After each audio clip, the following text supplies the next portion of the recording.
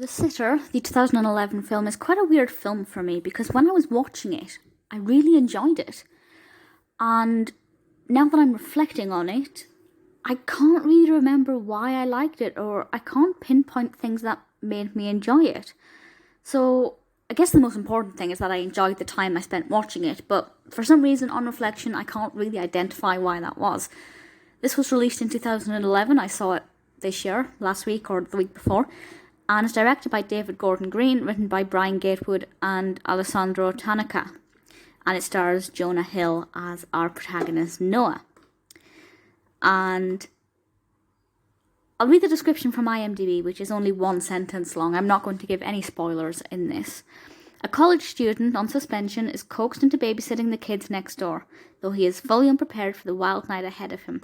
So Noah babysits these two kids. There's a boy who's slightly older, and then there's a younger sister who is a complete diva and drama queen, and she brings a lot of hilarity into this. And basically, he has to look after them, and then somehow they end up in his car going somewhere, and they get themselves into the most ludicrous situations possible. It's completely unrealistic. But the narrative development itself is realistic within the realms of the plot. So, if you can suspend disbelief, I think you'll probably get on with the narrative. It's a little bit crude in humour at times, but mostly it's just outrageous and doesn't necessarily make a lot of sense. In that respect, that means it's generally kept quite predictable.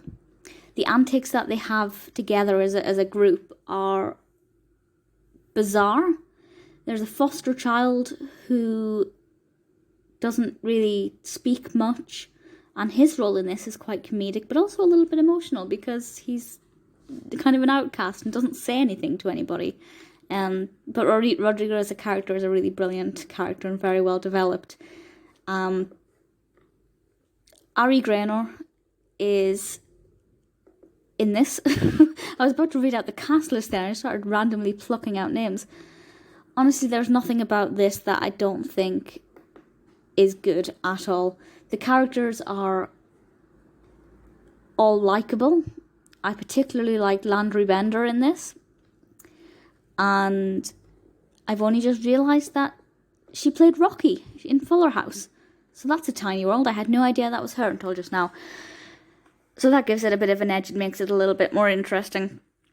The entire cast is good. It's well acted. It's, the directing's fine. The pacing is fine. The pacing is very good. It's very action-packed. And from start to finish, something is always happening on screen. There are times where I think this is just absolutely ludicrous. They get involved with a drug lord. It's really bizarre. It's definitely not realistic. But it's pretty decent fun, and because of the element of surprise, you do need to, expect the unexpected. But once you kind of get into it, it's not bad. So on reflection, I remember liking it. Maybe I don't know exactly why, but I'd say it's probably worth a watch.